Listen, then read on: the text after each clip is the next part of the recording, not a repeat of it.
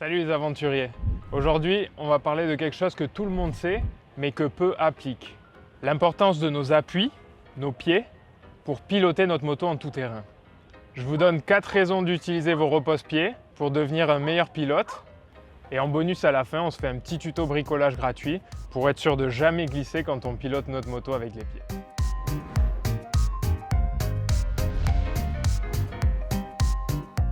En tout terrain, la traction est largement diminuée. Et avec un engin de 1200 cm3 qui propulse la roue arrière et 250 kg de ferraille, l'influence du guidon et de la roue avant sur nos trajectoires diminue grandement. Et cette règle, elle devient de plus en plus palpable sur des terrains comme le sable ou la boue. C'est pour ça qu'on entend souvent qu'il faut laisser le guidon vivre. Si à la fin d'une journée de tout terrain, vous avez mal aux bras, aux épaules et vous avez le cou tendu, c'est probablement que vous bataillez excessivement avec le guidon pour contrôler vos trajectoires. Laisser le guidon vivre, c'est bien sympa. Mais comment faire concrètement pour contrôler notre moto et influencer les trajectoires? Et bien sur notre moto, debout sur les pistes, on dispose de 4 points de contact primaires. Les mains sur le guidon et les pieds sur les repose-pieds. Si on laisse le guidon vivre, il nous reste les pieds pour influencer nos trajectoires. Si vous avez du mal à concevoir qu'on puisse piloter une moto avec les repose-pieds, vous pouvez imaginer une petite expérience. On va propulser un vélo à vide en haut d'une côte.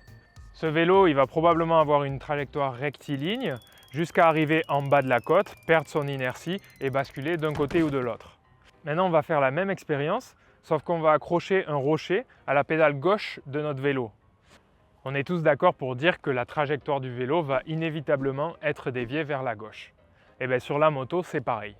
Si vous n'êtes toujours pas convaincu, pour se persuader de l'influence de nos appuis sur nos trajectoires, il y a un exercice très simple à réaliser en ligne droite. Vous trouvez un espace suffisamment grand, ça n'a pas besoin d'être la terre, vous pouvez très bien faire ça sur un parking. On va commencer par se mettre en position debout.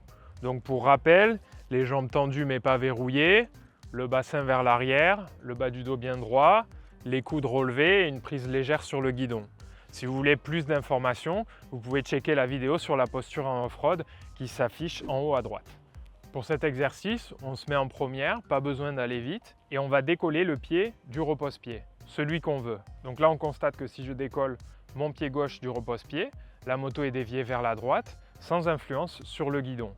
Et ça, c'est parce que la majorité de mon poids est désormais sur le cale-pied droit, et que donc la moto s'incline vers la droite, et si la moto s'incline, la moto tourne.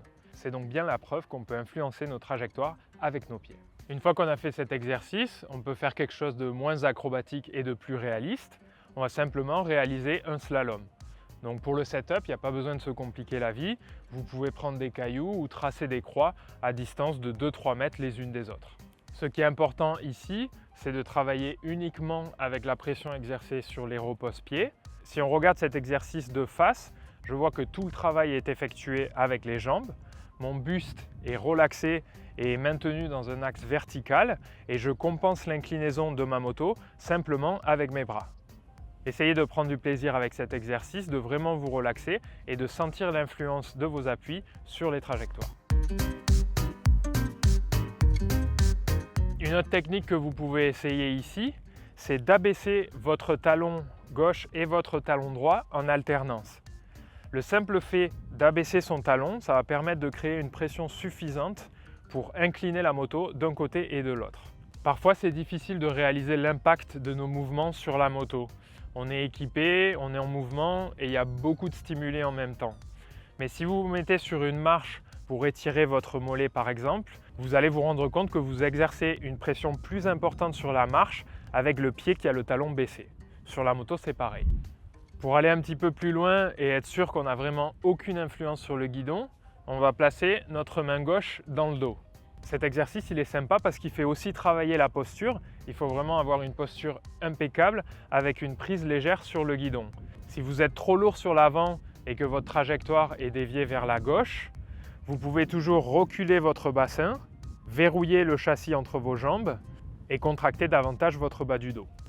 Il n'y a plus qu'à faire le slalom. Et ces exercices, vous pouvez les faire jusqu'à ce qu'ils deviennent ennuyeux. En général, c'est un bon signal qui indique que le mouvement est maîtrisé. Ensuite, vous pouvez combiner une pression consciente sur le repose-pied avec une flexion de la cheville pour avoir notre talon en position basse. Regardez où vous voulez aller et vous allez vous surprendre en effectuant des changements de direction de 90 degrés sans même avoir touché le guidon. La clé, elle réside dans la transposition de cette technique sur les chemins. L'idée, c'est vraiment d'ancrer tout ça dans notre cerveau pour que ça devienne instinctif et qu'une fois sur les pistes, on n'ait plus besoin d'y réfléchir et ce soit notre façon naturelle de piloter. Avant de passer à la suite, je prends quelques instants pour vous annoncer qu'on se lance dans le coaching. Je suis parti en Allemagne au centre de formation d'Enduro Action Team où j'ai passé une certification pour devenir instructeur moto off-road. Pour ceux qui ne connaissent pas, c'est un petit peu comme la certification 2IA de BMW avec une politique un peu plus inclusive. Toutes les motos sont bienvenues. Pour nous, l'idée, c'est aussi de vraiment vous aider à développer votre confiance en tout terrain, quelle que soit la marque de votre moto. Vous aider à réaliser de beaux projets ou simplement à devenir de meilleurs pilotes. Alors si vous êtes intéressé, n'hésitez pas à nous écrire un petit email pour voir ce qu'on peut envisager ensemble. En parallèle, bien sûr, on va continuer à développer cette chaîne YouTube. Alors si vous aimez ce que vous voyez, abonnez-vous les amis.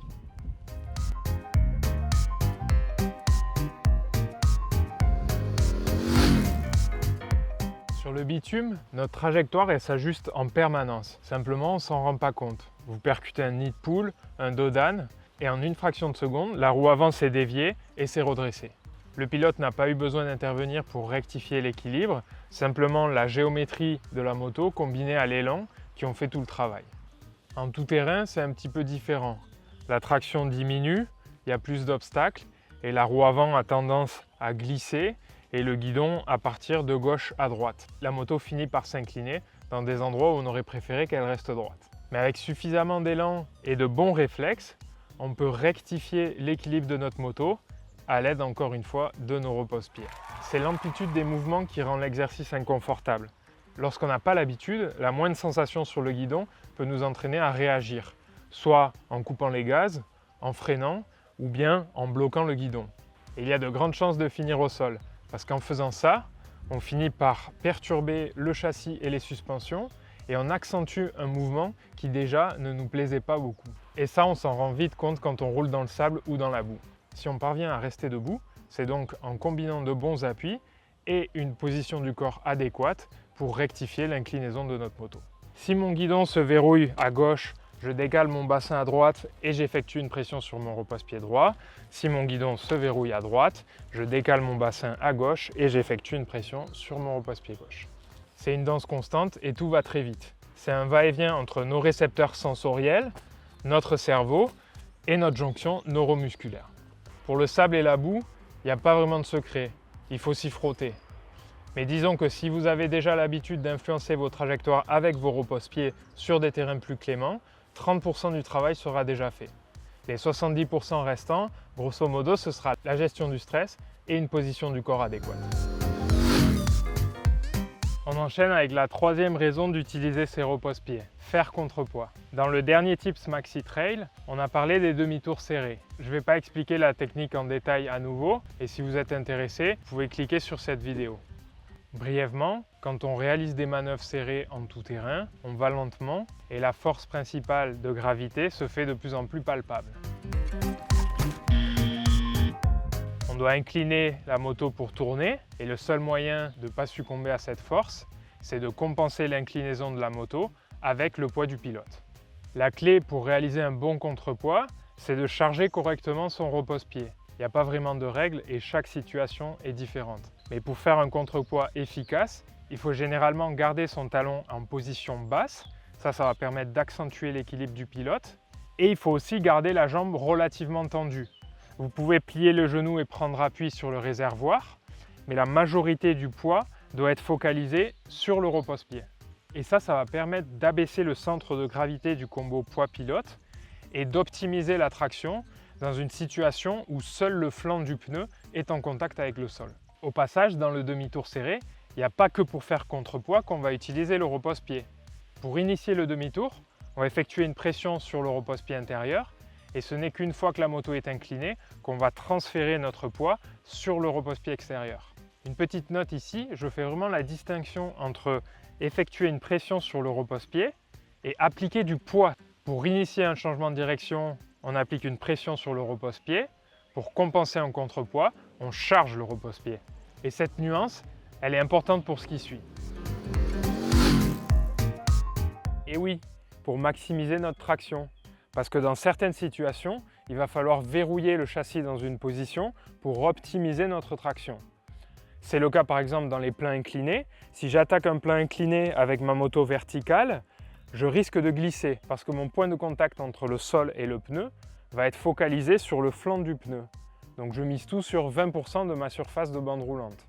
Dans la majorité des cas, ça va passer, mais si le terrain devient très glissant ou qu'on n'a pas une position du corps adéquate, là ça devient critique. Donc pour optimiser notre traction dans le cas par exemple d'un plan incliné, ce qu'on peut faire, c'est placer notre moto dans un axe perpendiculaire à celui du plan. De cette manière, on va utiliser l'ensemble de la bande roulante sur le pneu et on va donc optimiser notre traction. Comment on va faire pour incliner sa moto? Vous l'avez deviné, on va utiliser une pression sur le repose-pied. À l'approche du plan incliné, je bascule ma moto à l'aide d'une pression sur le repose-pied et ensuite je maintiens cette pression pendant toute la traversée de l'obstacle pour que ma moto reste dans un plan perpendiculaire. Et de cette manière, j'optimise ma traction. Un autre endroit où on va utiliser nos repose-pieds pour maximiser notre traction, c'est dans les virages à vive allure. On va combiner deux techniques. La pression sur le repose-pied intérieur pour initier le changement de trajectoire et ensuite le contrepoids sur le repose-pied extérieur pour compenser l'inclinaison de notre moto. Contrairement au demi-tour serré à faible allure, ça va être important dans les virages à vive allure de conserver la pression sur notre repose-pied intérieur. On va vite et on n'a pas envie que la moto remue dans tous les sens. Donc on verrouille bien le châssis pour conserver notre ligne qu'on a choisie dans le virage. Il y a un tas d'autres techniques pour lesquelles l'utilisation des appuis est primordiale. Les dérapages, les power slides, les franchissements d'obstacles. Mais déjà, si vous utilisez vos repose-pieds dans les 4 situations qu'on vient de citer, vous allez voir que vos compétences de pilote vont s'améliorer très rapidement.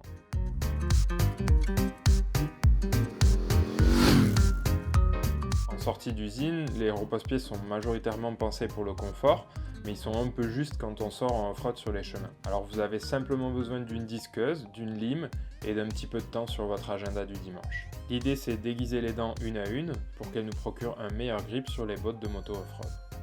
Ça c'est le résultat après un coup de disqueuse, la matière n'est retirée que sur les côtés. On fait ensuite une bonne finition à la lime et ça c'est le résultat à la fin de la préparation. Voilà, grâce à cette petite modif, vous avez un meilleur grip sans avoir eu besoin de débourser 1 euro. Donc en plus de partager nos techniques de pilotage, on vous fait faire des économies quoi. Alors si vous vous sentez généreux, vous pouvez soutenir la chaîne sur Buy Me a Coffee. On a désactivé les super thanks sur YouTube parce qu'on s'est rendu compte que plus de 50% de la valeur était redistribuée à Google, Apple ou Android. Alors je vous mets le lien de notre compte Buy Me a Coffee en description et on vous remercie d'avance. Je me rappelle très bien de mes moniteurs de moto-école mentionner l'importance de la pression exercée sur les repose-pieds dans les courbes. Mais la réalité, c'est que quand on apprend à conduire une moto, il y a tellement d'éléments à prendre en compte qu'on finit par aller à l'essentiel et on emmagasine tous ces petits détails dans un coin de la tête pour y accéder plus tard ou les oublier à tout jamais. Une pression franche sur le repose-pied en entrée de courbe, ça va permettre d'incliner la moto et ça va faciliter notre virage. Si ce n'est pas quelque chose que vous avez l'habitude de faire, commencez à vous y entraîner sur le bitume avant de le faire sur les chemins. Et vous allez voir que vous allez vraiment sentir la différence. Voilà, j'espère que cette vidéo vous aura été utile. Comme d'habitude, likez, partagez, commentez et abonnez-vous à la chaîne bien sûr. Allez, salut!